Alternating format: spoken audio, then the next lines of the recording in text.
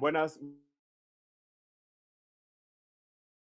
bueno, esta virtual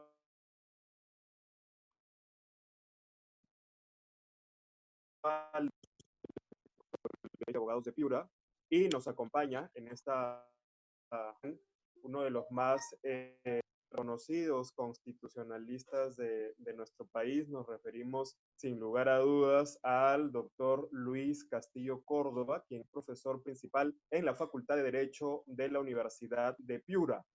Recuerden, por favor, dejarnos sus preguntas, porque al final vamos a nuestro con sus datos, sus nombres completos, su número de registro ICAP y su correo electrónico para poderles enviar el certificado virtual gratuito de esta conferencia. Bien, sin más preámbulos, entonces dejamos en uso de la palabra.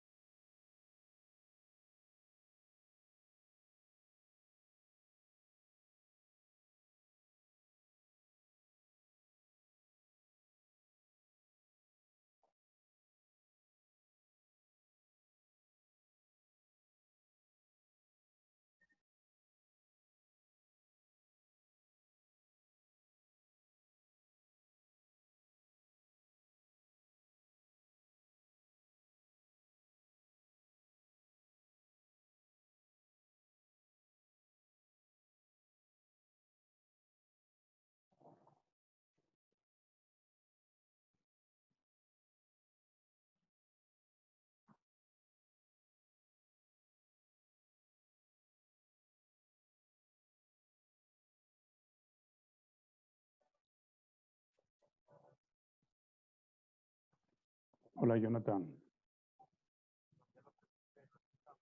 Pero yo no te puedo escuchar.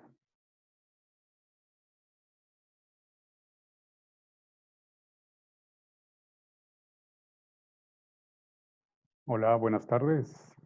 ¿Se me escucha?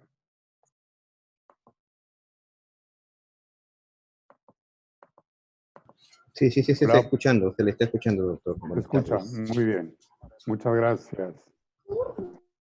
Muchas gracias. Muchas gracias por la gentil invitación para participar en esta actividad que celebra al Colegio de Abogados en sus 92 años de vida institucional.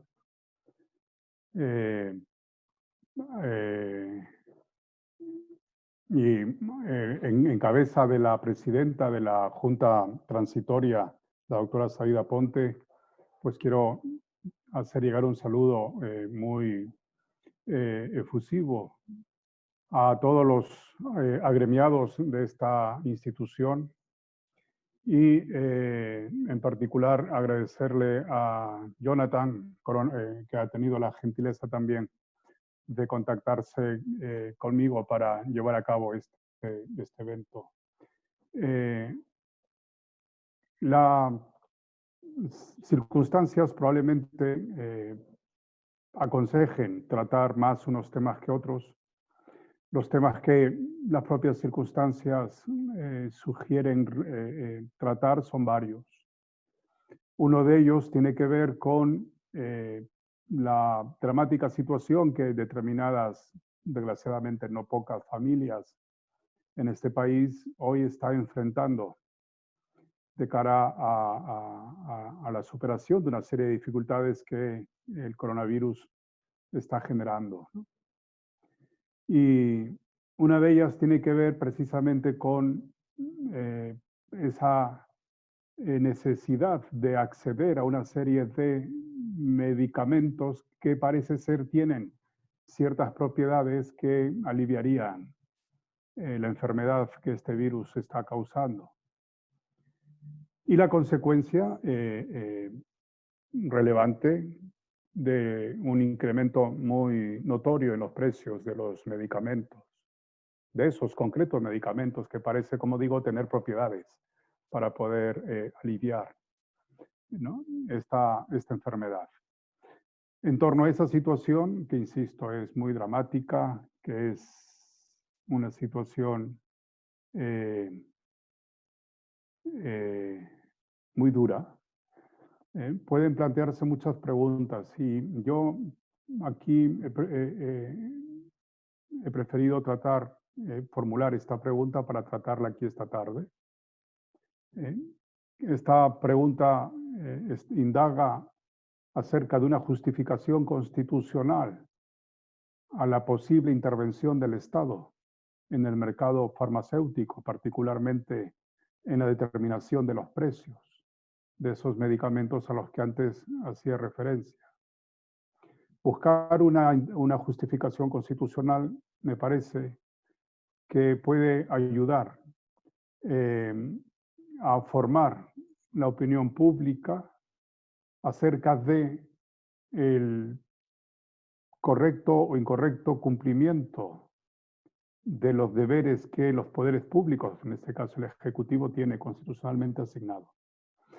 Entonces, yo voy a referirme a esta tarde a esta cuestión, voy a intentar dar una respuesta a esta pregunta y, como no puede ser de otra manera, intentaré responder a esta pregunta desde el uso, desde el empleo de una serie de categorías e instituciones constitucionales que razonablemente han de ser interpretadas desde unos textos constitucionales.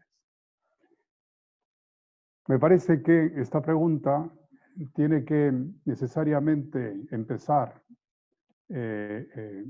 a ser respondida desde lo que probablemente en la Constitución peruana conforma el principal contenido de justicia material, y es el valor de la persona. El valor de la persona.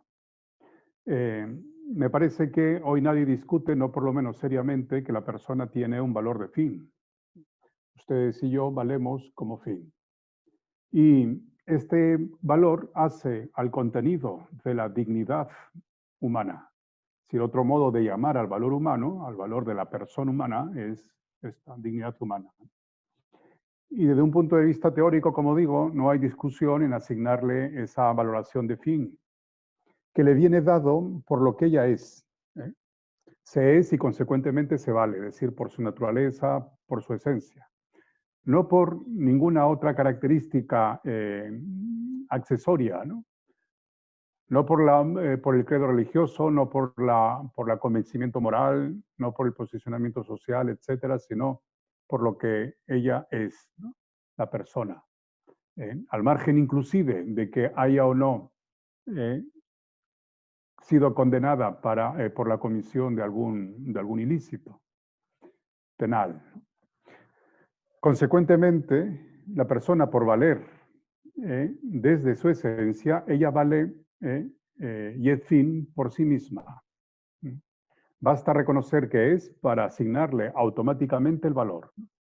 Tiene dicho el Tribunal Constitucional que la persona humana no pierde ese valor, ese derecho a la dignidad, por el hecho de encontrarse en una determinada situación económica, social, religiosa, etcétera, cultural, educativa.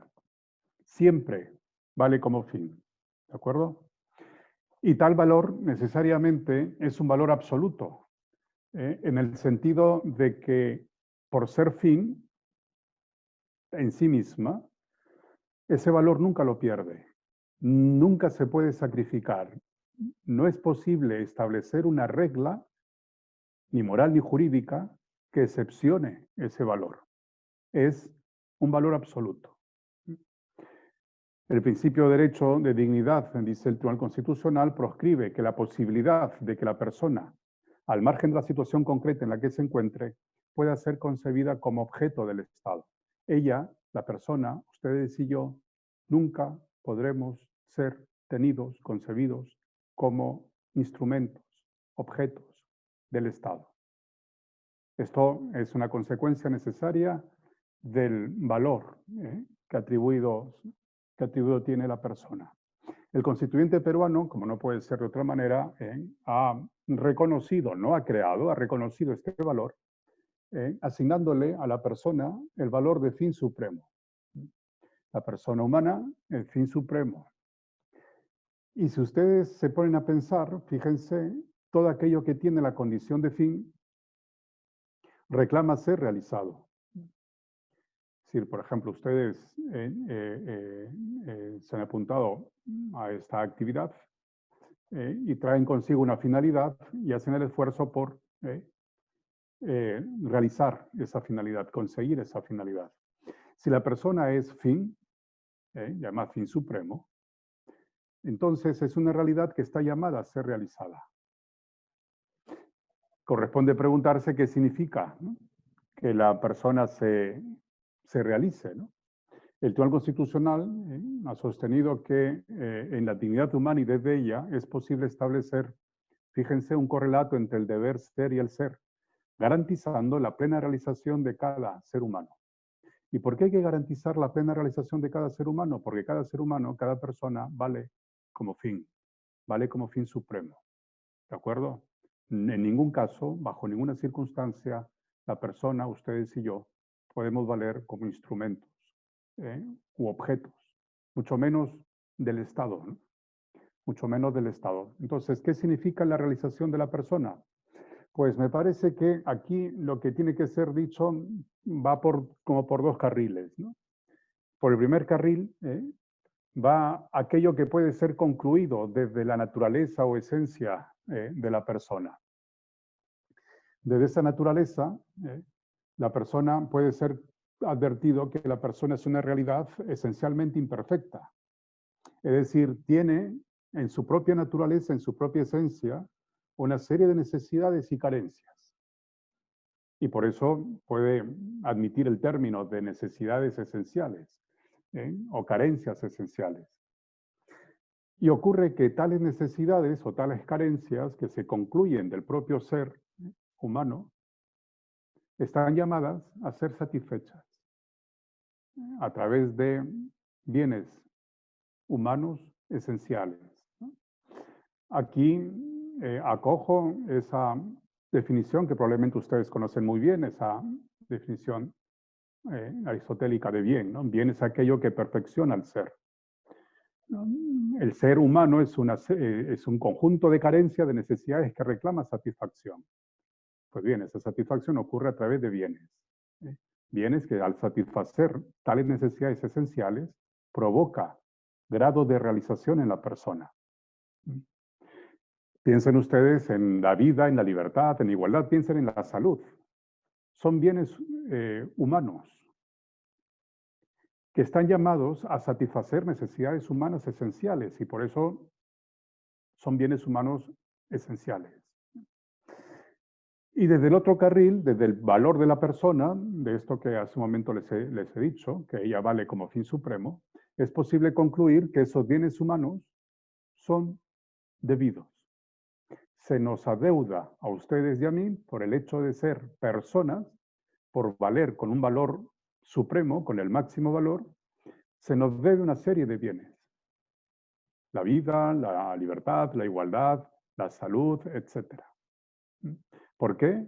Porque es a través de esos bienes que vamos a lograr grados de realización. Y como la persona vale como fin supremo, está ordenado conseguir en la mayor medida de lo posible su plena realización. Su plena realización.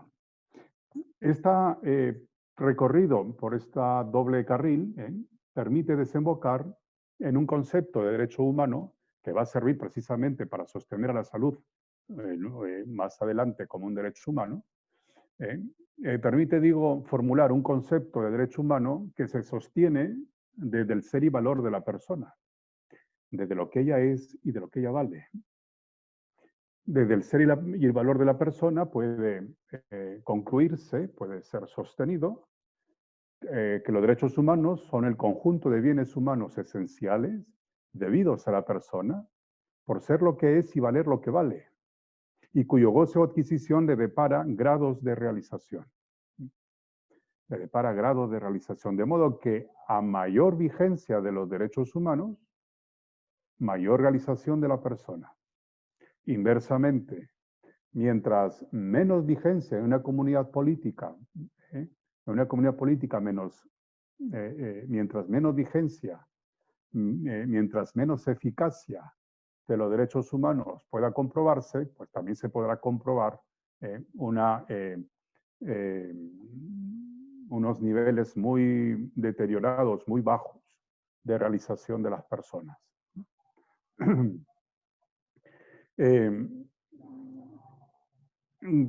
De este concepto puede ser concluido que la plena realización de la persona se consigue a través de la plena vigencia de los derechos humanos. De modo que si la persona, como he justificado en su momento, vale como fin supremo, puede ser sostenido también que los derechos humanos que en el ser y valor de la persona se sostienen, valen también como fin supremo. Tienen también valor absoluto. Es decir, los derechos humanos, en la medida que se sostienen en el ser y valor de la persona, y el ser y valor de la persona no se pueden excepcionar, los derechos humanos tampoco pueden ser excepcionados. Los derechos humanos no se pueden sacrificar, no se pueden excepcionar. Los derechos humanos se han de cumplir. Otro asunto es a qué da derecho un derecho humano, ¿ya? Pero una vez que se sabe a qué da derecho un derecho humano, aquello a lo que da derecho, no hay más remedio, afortunadamente, por lo menos desde el punto de vista jurídico, que cumplirlo.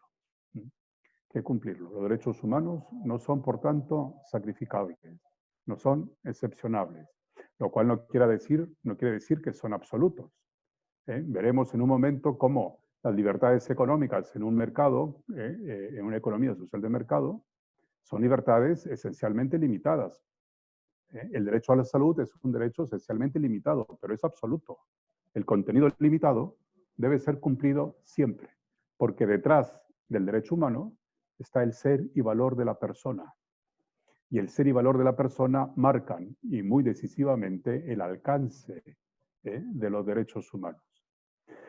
Pues el constituyente peruano, en el artículo 1 de la Constitución, ha establecido que, como les hice ver, como les mostré hace un momento, que la persona vale como fin supremo.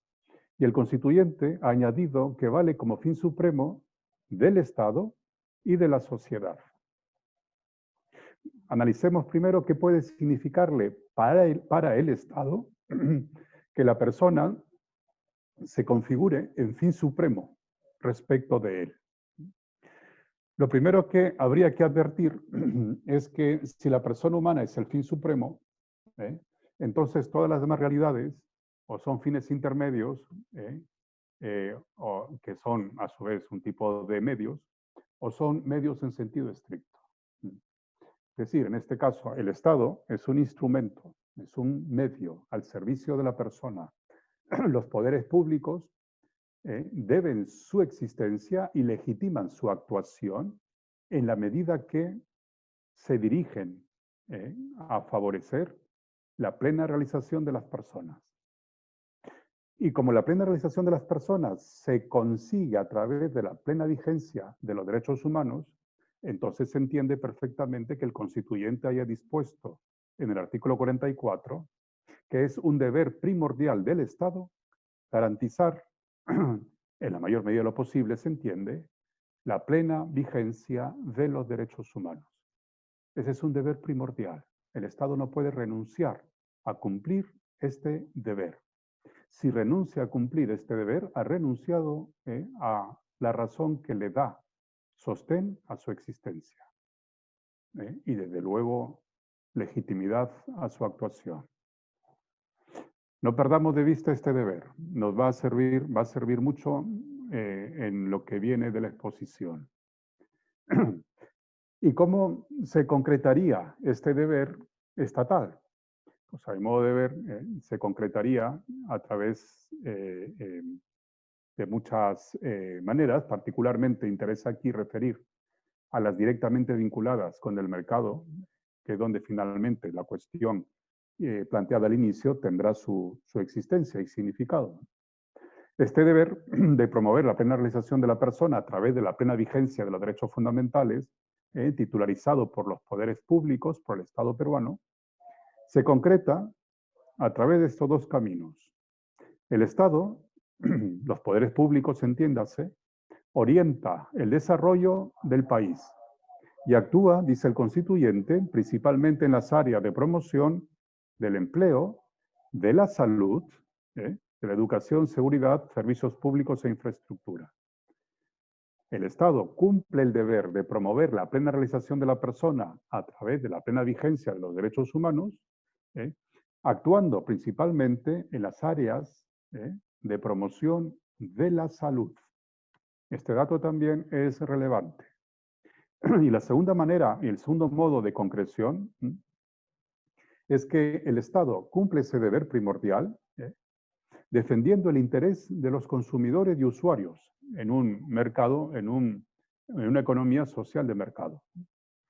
Y consecuentemente asume el deber de garantizar el derecho a la información sobre bienes y servicios disponibles en el mercado y velando por la salud y seguridad de la población. Vean cómo estos dos caminos que concretan el deber primordial del Estado terminan llegando a la salud como una concreción necesaria de la actuación estatal cuando éste cumple el deber de promover la plena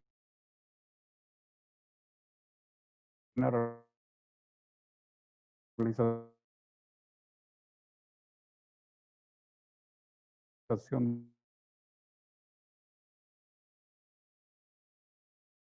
de las personas.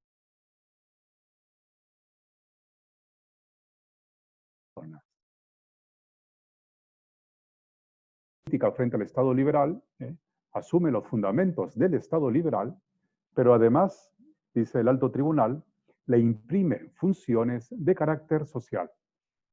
Es decir, pretende que los principios que los sustentan y justifican tengan una base y un contenido material, real. No es suficiente, como le decía, proclamar las libertades para generar en la realidad materialmente la igualdad. El Estado debe ser consciente de que la persona puede existir en unas circunstancias que le impiden a ella ejercer libre e igualmente una serie de derechos. Y es que la libertad, continúa diciendo el tribunal, reclama condiciones materiales mínimas para hacer factible su ejercicio. ¿Cuáles condiciones materiales mínimas? Una muy rápidamente advertible, la salud. ¿De qué sirve sostener que se es titular de una serie de libertades o de derechos fundamentales si un tal titular no las puede materialmente ejercer porque está enfermo, porque está en cama, postrado, etc.? La libertad reclama condiciones materiales mínimas para hacer factible su ejercicio. Pero el constituyente también ha sostenido, como les advertí hace un momento, que la persona es fin supremo no solo del Estado, sino también de la sociedad. Es decir, la sociedad, como conjunto, es una realidad que también está finalmente desembocada y por tanto tiene cierta naturaleza de medio, desembocada, como digo, a conseguir la plena realización de la persona. No masificada, sino individualizada, ustedes y yo. La sociedad también se convierte en un medio para ustedes y yo conseguir en la mayor medida lo posible nuestra más plena realización. Esta referencia del constituyente a la sociedad debe entenderse en el sentido más amplio posible, para significar que está aludida toda la realidad cultural, política, incluso la económica. La realidad social económica es una realidad que debe estar enderezada a promover también, a promover la plena realización de las personas, cada una de ellas. también está llamada entonces a convertirse en un medio al servicio de la plena realización de la persona. El Tribunal Constitucional ha sostenido que la dignidad de la persona trae consigo la proyección universal frente a todo tipo de destinatario de los derechos fundamentales. De modo que no hay ámbito social, ni cultural, ni económico, etcétera, exento del efecto normativo y regulador de los derechos fundamentales. Pues de haber alguno, por excepcional que fuese, se negaría el valor normativo del mismo principio de dignidad. Es decir, la dignidad humana y los derechos humanos vinculan en todos los ámbitos sociales, en todos los ámbitos de la vida social, incluido el económico. El económico, el ámbito económico, no escapa a la normatividad, no solo jurídica, también moral, de los derechos humanos. Derechos humanos como el de la salud, que es el que aquí interesará referir. El que aquí interesará referir. Y hablando ya de economía y de mercado, el modelo económico que mejor encaja con el Estado social de derecho al que me referí hace un momento es la economía social de mercado. La economía social de mercado.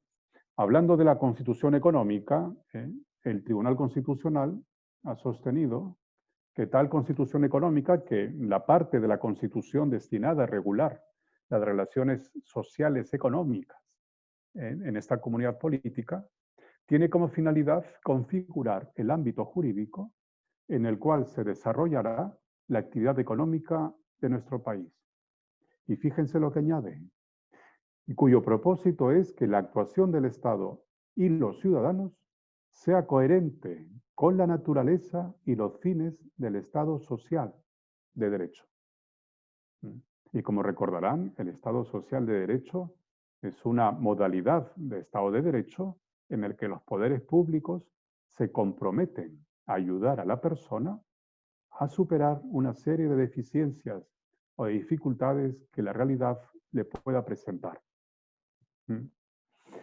Y es en ese contexto precisamente que el constituyente peruano ha establecido que el modelo económico en esta comunidad política que se condice con las bases jurídicas, políticas y morales del Estado social de derecho es el modelo de la economía social de mercado. Y la economía social de mercado puede ser dicho de ella que es el fenómeno económico que está singularizado, marcado por el valor de la persona y sus derechos humanos y por el deber del Estado de promover la plena vigencia de los derechos humanos. La economía social de mercado está muy marcada, muy influida por el valor de la persona y sus derechos humanos y por el deber primordial del Estado de promover la plena vigencia de los derechos humanos como una manera de promover la plena realización de las personas. Esta economía social de mercado, en palabras del Tribunal Constitucional, se sostiene en el sometimiento al valor de la justicia de las decisiones económicas. En una economía social de mercado, el valor justicia forma parte, ha de formar parte de las decisiones económicas. Las decisiones económicas en un estado social de mercado pueden también ser catalogadas de justas o injustas, ¿ya? Como consecuencia de lo que le dije hace un momento, ¿no? La dignidad humana y los derechos humanos tienen un efecto normativo en todos los ámbitos de la vida de la persona, también el económico. Una decisión económica que vaya en contra, que instrumentaliza a la persona, por ejemplo, o que vulnere el contenido constitucional de algún derecho fundamental, es una decisión económica injusta. El Estado social, entonces, la economía social de mercado se sostiene en el sometimiento al valor de la justicia de las decisiones económicas que incidan en la vida social, en la promoción y intuitividad de los derechos fundamentales de la persona y en el aseguramiento del bien común. El bien común siempre está integrado por los derechos humanos, por los bienes humanos debidos. El bien común está conformado por el conjunto de bienes humanos debidos a la persona por ser lo que es y valer lo que vale. En buena cuenta, dice el Tribunal Constitucional, toda economía colectiva debe cumplir mínimos supuestos de justicia. ¿Ya? No vale en esta comunidad política peruana, no vale cualquier decisión política, económica. ¿Ya? No vale cualquier decisión económica. Esa decisión económica debe cumplir mínimas exigencias de justicia. ¿Cómo objetivan esas mínimas exigencias de justicia? Objetívenlo a través del valor de la persona, dignidad humana, y del valor de sus derechos humanos, y del deber que tiene el Estado de promover la plena realización de la persona a través de la plena vigencia, a través del aseguramiento de la plena vigencia de los derechos humanos. Y también ha sostenido el Tribunal Constitucional que la economía social de mercado es una condición importante del Estado social y democrático de derecho. Por ello, debe ser ejercida con responsabilidad social. La economía social de mercado debe ser ejercida con responsabilidad social y bajo el presupuesto de los valores constitucionales de la libertad,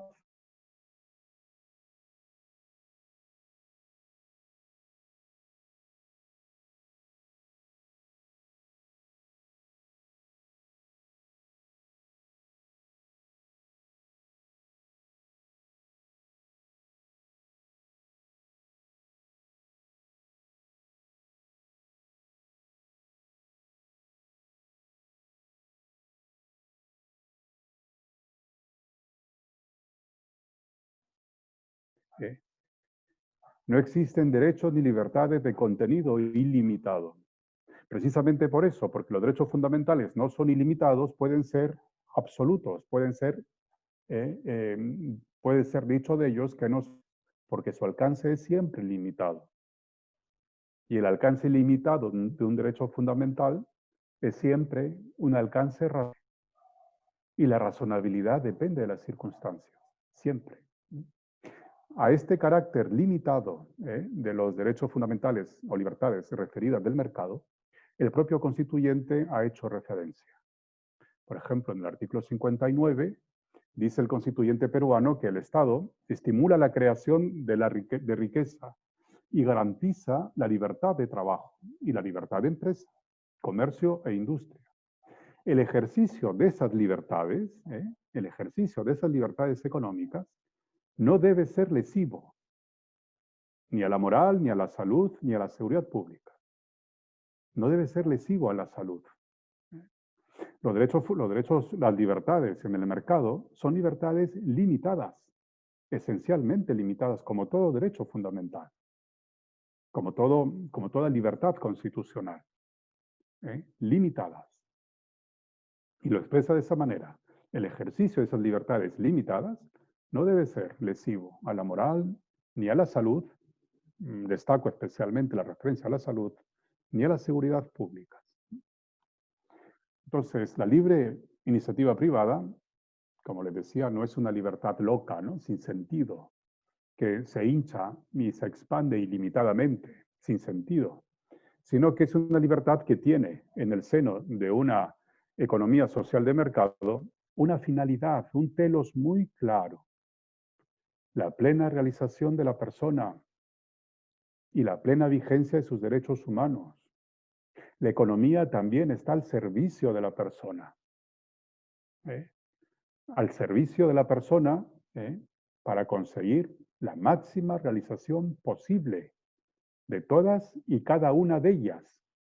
Porque todas y cada una de ellas, ustedes y yo, valemos lo mismo. Valemos como fin supremo. Esta finalidad, este telos, precisamente, sirve como elemento que permite delimitar, en cada caso concreto, el alcance razonable de las libertades económicas. Ha dicho él que la iniciativa privada puede desplegarse libremente, en tanto no colisione con los intereses generales de la comunidad. ¿Y cuál es el primer interés general de la comunidad? Pues la plena realización de las personas. Lo dice el artículo 1.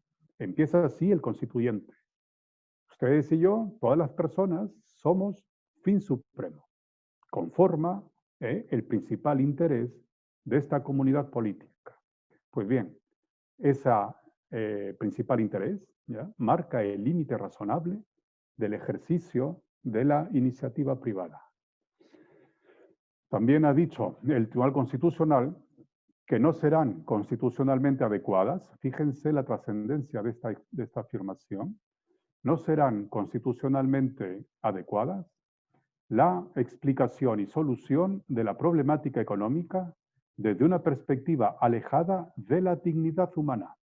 ¿Ya? Los problemas en el mercado no pueden sostenerse de espaldas al valor de la persona, de espaldas a la dignidad humana.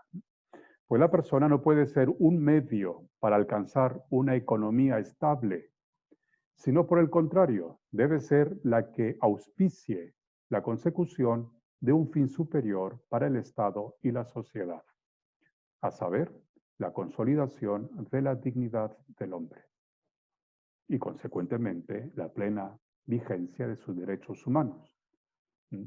Si no hay plena vigencia de los derechos humanos, no hay dignidad humana respetada, ¿verdad? Porque la dignidad humana exige la plena realización de la persona y esta realización plena se obtiene a través de la plena vigencia de los derechos humanos.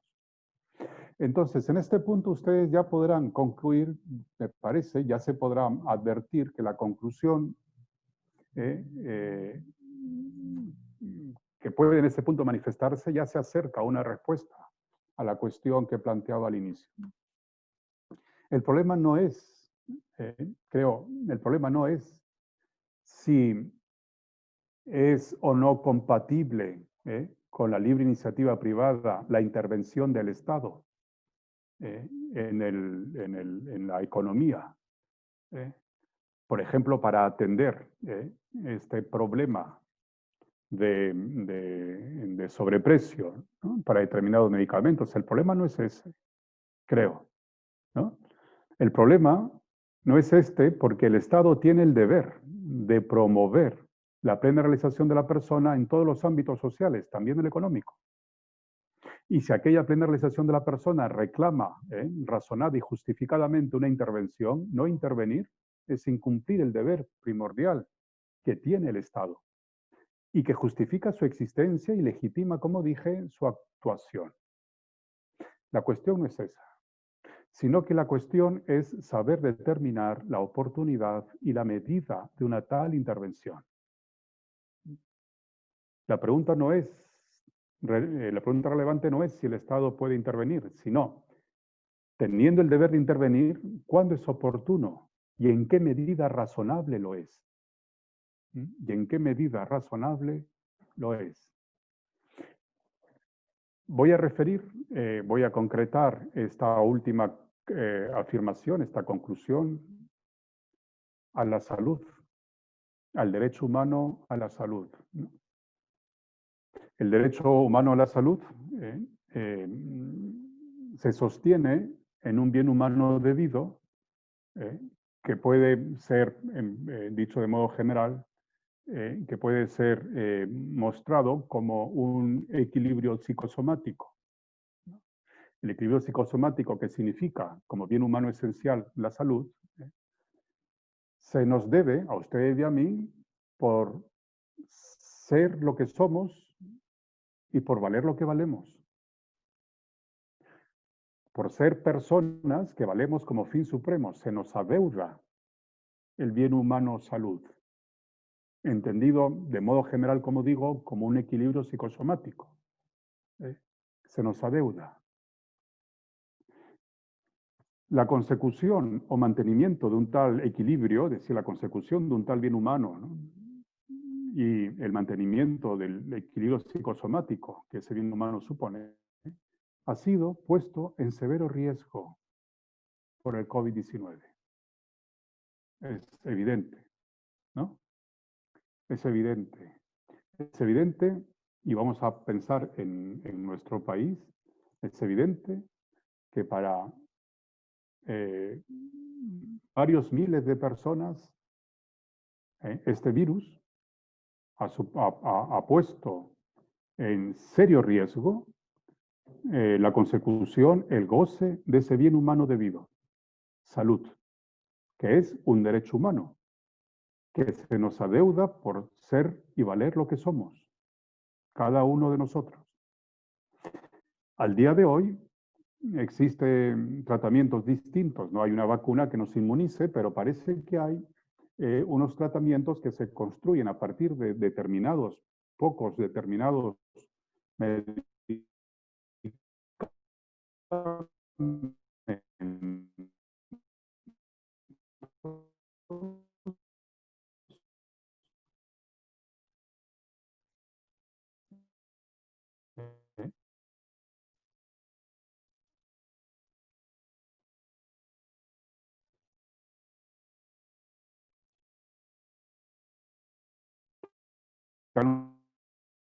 para una gran mayoría. Ese precio se ha convertido en una dificultad para conseguir la plena realización de las personas que padecen este virus, porque ese precio les impide acceder a recomponer ese equilibrio psicosomático alterado por el virus. Los poderes públicos, entonces, particularmente el Ejecutivo, Ministerio de Justicia, de Salud, tiene la obligación constitucional de adoptar medidas que neutralicen y, de ser posible, hagan desaparecer o que reduzcan tal dificultad. Tal dificultad que significan la elevación exponencial de los precios de determinados medicamentos. A su disposición, los poderes públicos, particularmente el Ejecutivo, tiene una serie de medidas, todas ellas igualmente razonables, aunque con grado de eficacia distinta, como no puede ser de otro modo, para enfrentar exitosamente esa advertida dificultad que significan los precios. Entre tales medidas, entre ellas, no puede descartarse, me parece, las dirigidas a evitar o neutralizar un ejercicio extralimitado de la libertad por parte del empresario farmacéutico a la hora de decidir el precio de los medicamentos. Es decir, esa libertad económica sobre cuyo ejercicio se puede decidir un determinado precio a un determinado medicamento, esa libertad puede ser ejercida extralimitadamente. Y puede ser ejercida extralimitadamente desde que el contenido de tal libertad es siempre un contenido limitado. Ustedes saben que el ejercicio extralimitado de una libertad es una pretensión de ejercicio de algo que no pertenece al contenido de esa libertad, que va más allá del contenido limitado de una libertad. Las libertades económicas, esta libertad para decidir precios, es una libertad limitada y que en un contexto determinado puede ser ejercida extralimitadamente. Pues bien, si se advierte un ejercicio extralimitado de la libertad a la hora de decidir los precios, el Estado tiene la obligación de intervenir para hacer que esa extralimitación desaparezca o se reduzca en la mayor medida de lo posible. ¿Y qué medidas podría tener a su disposición el Estado? Pues yo creo que varias, ¿no? Aquí solo mencionaré algunas para terminar, ¿no? Para ir terminando. Aquí mencionaré algunas, ¿no? Pues a su disposición tiene medidas como esta, pues participar en el mercado temporalmente, excepcionalmente, en circunstancias como esta pandemia. Estas medidas que aquí se proponen no son medidas para ser ejecutadas en un marco de ordinariedad, ¿no? En un marco como el que vivía el Perú hasta el año pasado, ¿no? Son medidas excepcionales que enfrentan una situación excepcional. El Estado, para en una situación excepcional para neutralizar el ejercicio extralimitado de la libertad económica, referida a la determinación de precios, pues en primer lugar me parece que podría participar por tiempo limitado, por tiempo bien definido, no quedarse indefinidamente en el tiempo, participar en el mercado, adquiriendo, por ejemplo, un grupo de medicamentos, que siempre será una lista corta, ¿no? No es una lista larga la de medicamentos que han mostrado cierta eficacia para combatir este virus, adquirir un grupo de medicamentos para ofrecerlos en las farmacias de los hospitales públicos, ofrecerlos pues a un precio muy bajo o gratuitamente, ¿no? O gratuitamente. Insisto, en un tiempo determinado, mientras dure una emergencia, mientras dure una emergencia, y siempre respecto de, no de cualquier medicamento, sino de aquellos medicamentos esenciales en esta situación concreta para recomponer el equilibrio psicosomático descompuesto por este virus.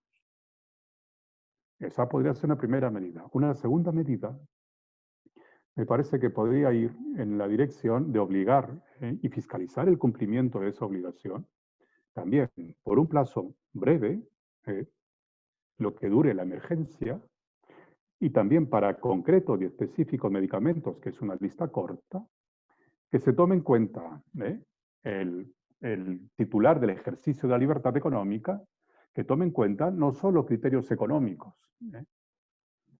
incluida una legítima y razonable margen de ganancia en el empresario farmacéutico, sino que también a la hora de decir los precios por parte del empresario farmacéutico, se tomen en cuenta criterios sociales, propios de un Estado social de derecho y propios de una economía social de mercado.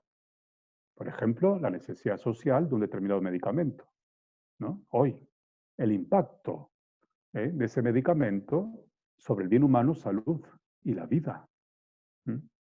Y también tomar en cuenta la excepcionalidad de la situación que puede vivir una comunidad política, como la que nos ha tocado vivir en esta vez. También a su disposición, me parece, podría, aunque muy excepcionalmente, el Estado considerar, insisto, excepcionalísimamente, y siempre con prudencia, porque puede acarrear consecuencias negativas no deseadas, y con duración muy limitada en el tiempo, la imposición unilateral por parte del Estado de un precio máximo de referencia para una lista muy corta de medicamentos. Esto sería excepcionalísimo, pero digo, las circunstancias pueden justificarlo. Yo no descartaría por completo de entrada una medida de esta naturaleza, porque esta medida de esta naturaleza puede que sea razonable en unas concretas circunstancias, en las que otro tipo de medidas han fallado, en las que a pesar de las medidas que se han adoptado, la libertad se sigue ejerciendo extralimitadamente en este rubro. Entonces, esta posibilidad no debería quedar descartada cuando sea manifiesta la continuación del ejercicio extralimitado de la libertad económica y sea indudable también el perjuicio que para la salud y la vida de las personas tal extralimitación acarrea. Y finalmente también tiene a su disposición los poderes públicos pueden decidir sanciones penales. Por ejemplo, tipificar delitos como el de especulación o el de acaparamiento, ¿no? Medidas estas, todas ellas, medidas estas que están destinadas, deben estar destinadas a impedir que los precios de determinados medicamentos se constituyan en una dificultad para conseguir, para gozar del bien humano salud como paso para promover la plena realización de las personas. El Estado tiene la obligación de promover la plena realización de las personas a través de la plena vigencia de los derechos humanos, entre ellos el derecho a la salud. Cuando existe alguna dificultad o impedimento en esa plena vigencia del derecho a la salud, el Estado tiene el deber jurídico y también moral de intervenir, de hacer algo, ¿no? Y hacer algo desde luego razonable, tampoco puede hacer cualquier cosa, ¿no? Y en situación siempre excepcional y de duración muy limitada en el tiempo. Y para concluir, ¿eh? La libertad de mercado es sin duda decisiva para crear riqueza, sin duda, y para crear prosperidad. Y creo que debiéramos protegerla y favorecerla máximamente. Pero hay que reconocer también que hay situaciones de excepcionalidad, como la que nos ha tocado vivir, ¿eh? Y que especialmente en esas situaciones de excepcionalidad, el ejercicio extralimitado de las libertades económicas debe ser evitado. Porque en situaciones de excepcionalidad es cuando mucho más daño tal ejercicio extralimitado puede hacer. No solo para conseguir el objetivo, que la riqueza y la prosperidad llegue a todos, sino incluso para hacer posible la misma existencia de las personas y de la comunidad política. Un ejercicio extralimitado de esas libertades económicas en situación de excepcionalidad pone en riesgo la vida de las personas y la vida de la comunidad política. La libertad de mercado tiene una dinámica interna que es capaz de atender por sí misma muchos retos y de resolver muchos problemas que pueda generarse en el seno de un mercado libre, sin duda. Y hay que dejar que esa dinámica interna actúe, sin duda. En situaciones ordinarias, sin duda. Pero en situaciones de excepcionalidad, está reclamado más bien que el Estado tome mucha atención, especialmente que tome mucha atención para verificar si efectivamente tales libertades se están ejerciendo razonablemente o si por el contrario se están ejerciendo extralimitadamente que ponen en riesgo ya no solo la plena realización de las personas, sino la propia existencia de las personas. Y es que el mercado no es capaz, me parece, de resolver todos los problemas económicos que puedan surgir, incluso o especialmente en un estado de excepcionalidad. En ese escenario, el Estado debe ayudar al mercado, no me vayan a malinterpretar, el Estado debe ayudar al mercado a ajustarse a su telos, que ya refería antes, ¿no? Como un medio de cumplir con su deber primordial, el Estado, de promover la plena vigencia de los derechos humanos. Pues es lo que había traído para contarles, las reflexiones que, con el permiso de ustedes, he permitido mostrarles y quedo a su disposición si acaso hayan preguntas. Yo les pido que me perdonen que a las 5 tengo que estar en otro asunto. Tenemos 20 minutos, si acaso, para poder conversar. Muchas gracias por su atención.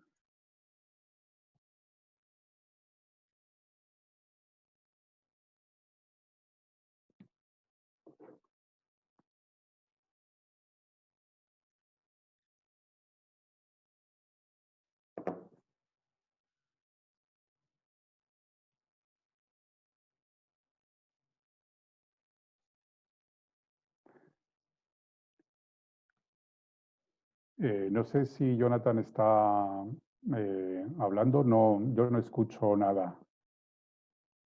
De hecho, no sé si ustedes me lo han escuchado a mí también, espero que sí.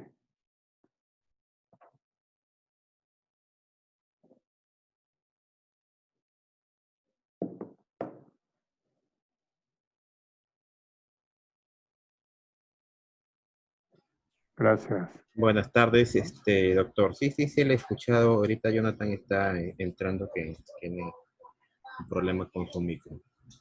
De acuerdo, muchas gracias.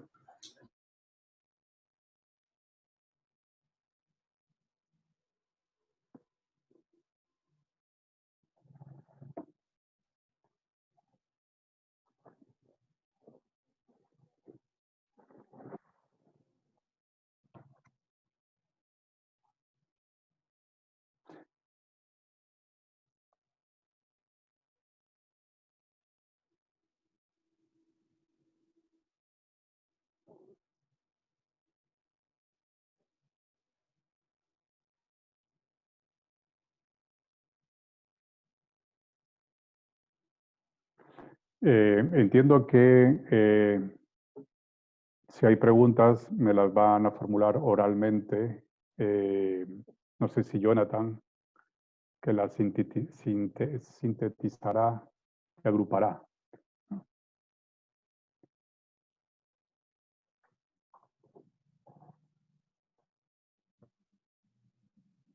Sí, así es. Un momentito, por favor.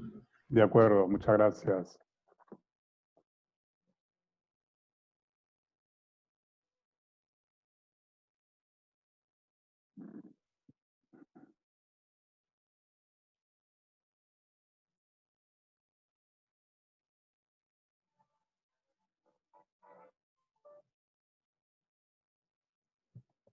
Hola, Jonathan.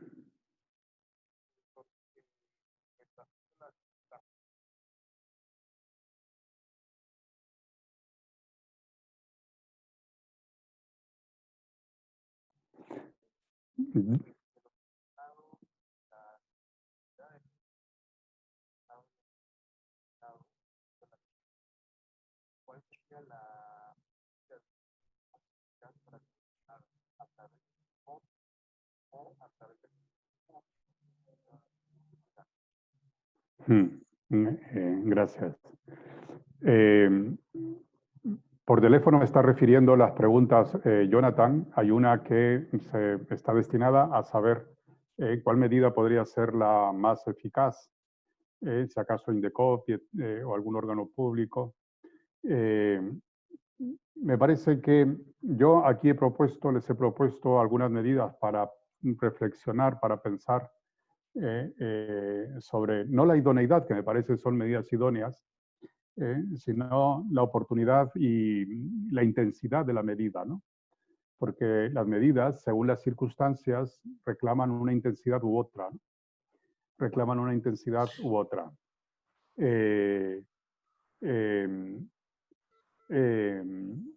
Esas propuestas, me parece que, como digo, son idóneas y que podrían ser atendidas. Sin olvidar, y esto es lo segundo, sin olvidar que se vive una situación excepcional, ¿ya? Como le decía hace un momento, lo razonable tiene que ver con las circunstancias.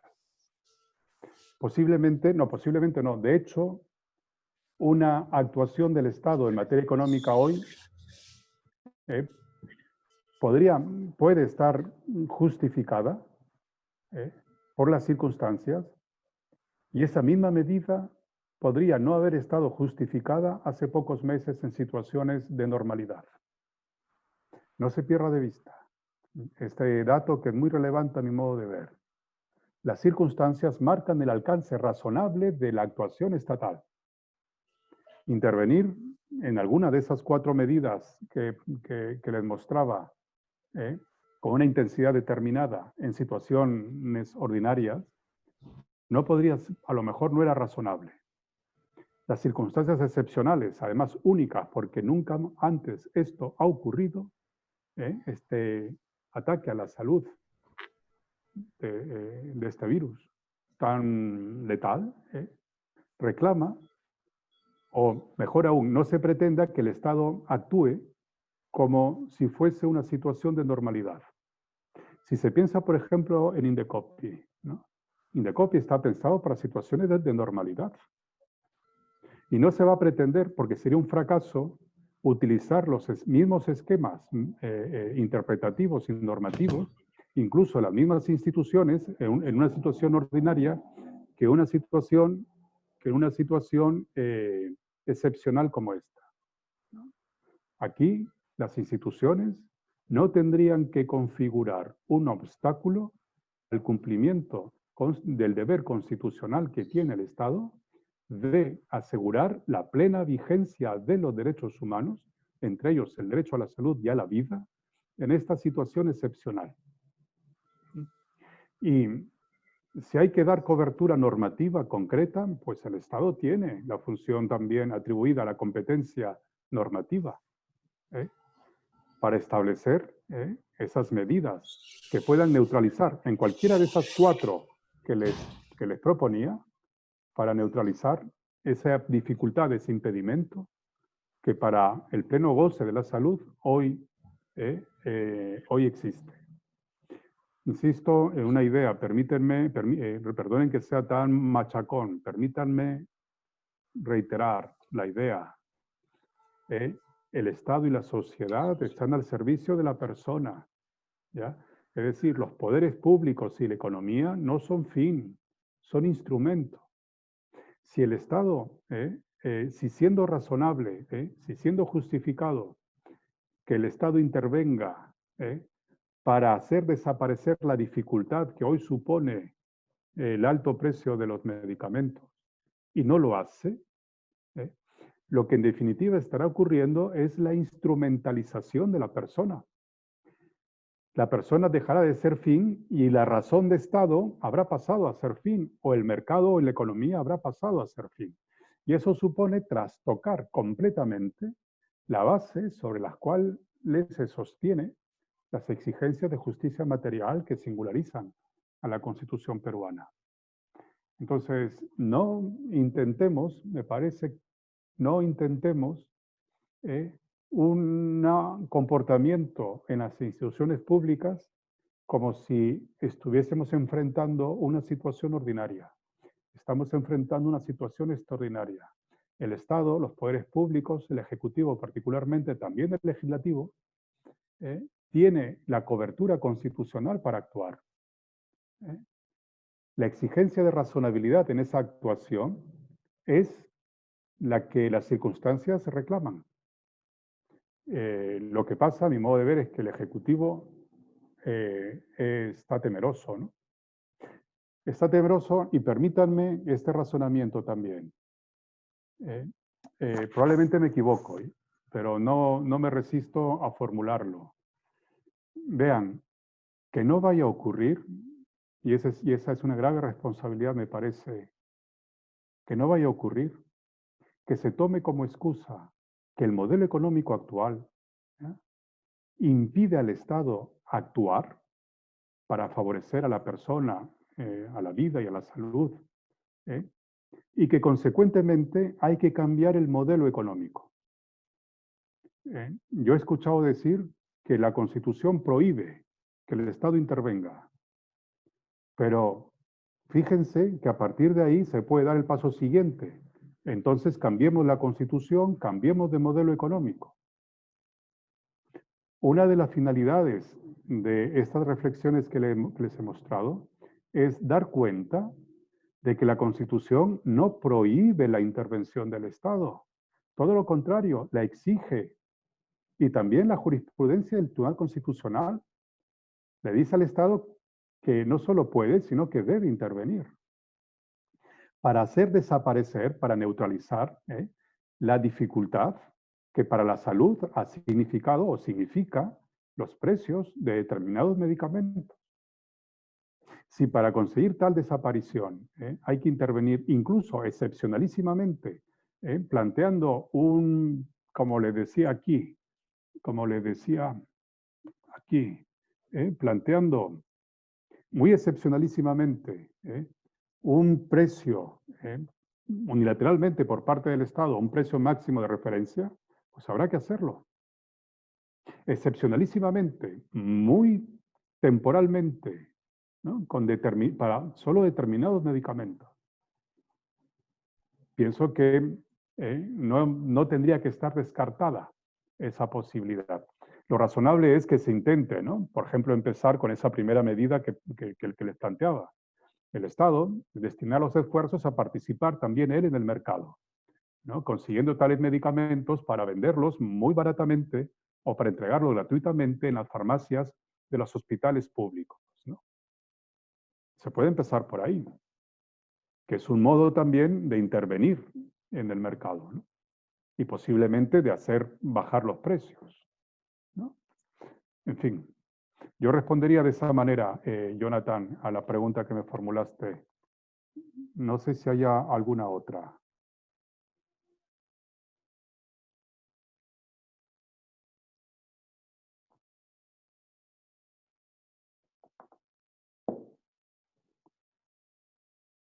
Doctor Castillo, buenas tardes. Qué gusto. Hola, ¿qué tal? Una pregunta. Yo creo que es importante definir lo que es el COVID en nuestra realidad actual, porque mucho se está hablando de que si el COVID es un hecho o una circunstancia. Entonces, yo creo que es importante definir esto porque para estos ámbitos y para la intervención del Estado, principalmente en el ámbito penal, bueno, que es el que más manejo yo ahora, es importante diferenciarlo. Dígame, desde su perspectiva, ¿el COVID-19 es un hecho o es una circunstancia, doctor? Pues yo hasta donde alcanzo a ver, no encuentro, por lo menos para argumentar una justificación en la intervención del Estado, ¿ya? No encuentro una diferencia relevante. La circunstancia está compuesta de hechos. El factum compone el marco circunstancial que permite una medida, por ejemplo, razonable en un derecho fundamental, en el alcance de una libertad económica, ¿no? Entonces, ya sea hecho, ya sea circunstancia, lo cierto es que este virus existe y que objetivamente ha significado y significa un serio impedimento a la plena vigencia del derecho humano a la salud como medio para conseguir la plena realización de las personas. Plena realización de las personas que está ordenado desde que el constituyente ha establecido que la persona vale como fin supremo y consecuentemente ha ordenado promover su máxima realización a través de la plena vigencia de sus derechos humanos. Pues bien, llámale hecho o llámale circunstancia, este virus se ha convertido en una amenaza seria, ¿ya? En una amenaza seria. Con el dato añadido de que determinados medicamentos que parece tener cierta eficacia han incrementado en muy poco tiempo por el alza de la demanda y una oferta reducida ha generado un incremento notable en el precio. Es decir, se complica la situación porque para mucha gente, ¿ya? Esos medicamentos resultan prácticamente inaccesibles por el altísimo costo que hoy tienen. ¿Eso qué supone? Pues que el Estado pueda intervenir.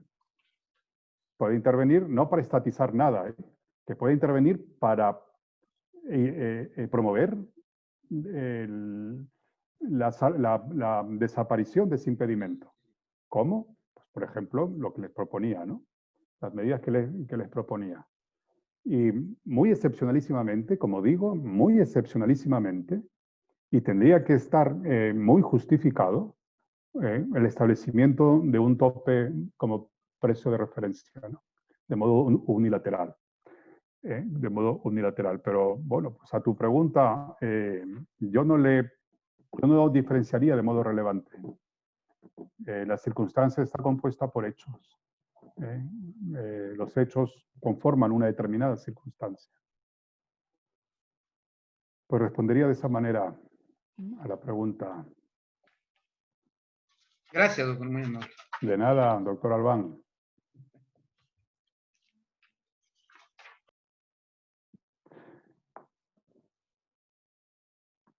Pues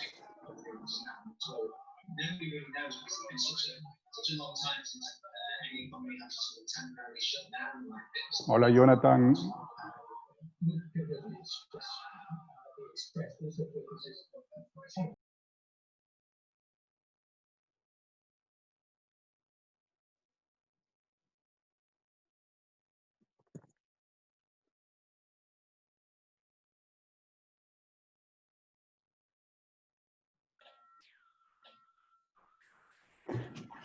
Pues no sé si hay alguna otra pregunta. Sí. Doctor Luis, muy buenas tardes. Le Hola. habla Sarit Aponte. Primero para agradecerle infinitamente el apoyo, sus ponencias, pues muy bien recibidas. Sabemos el referente académico que es usted y la universidad además. después de agradecerle, porque esta es una fecha muy especial, pero también con un contexto bastante extraño, ¿no? Porque cumplimos 92 años de institucionalidad en el colegio, pero además en estas circunstancias de la pandemia. Como decía, mi participación básicamente es para agradecerle. Sabemos que tiene usted un compromiso porque ya nos quedaríamos mucho más tiempo con usted y con más preguntas que también se han formulado debidamente. Esperemos seguir comprometiéndole que, como siempre, usted ha tenido la disposición siempre de alguna ponencia, charla o conversación. Nuevamente, como digo, agradecerle en nombre de todos los agremiados y además de todos los colegas y estudiantes o estudiosos del derecho que seguimos, en este caso, su ponencia y además en otras circunstancias en las que usted nos ha venido leccionando. Gracias, doctor. Muchísimas gracias, doctora Ponte, a usted, a la junta que usted preside, y les deseo muchos éxitos a usted y a todos los agremiados de esta institución, y ayudar al poder público, particularmente al poder judicial, a no desatender una serie de necesidades sociales que también hoy apremian. Muchísimas gracias por su atención. Yo espero encontrarlos en otra oportunidad y posiblemente, ojalá, en mejores circunstancias. Muchas gracias. Me despido de ustedes. Muchas gracias. Hasta luego. Hasta luego, doctor. Gracias. Para todos los demás, por favor, no se olviden de dejar sus datos. Estamos aprendiendo esta tecnología.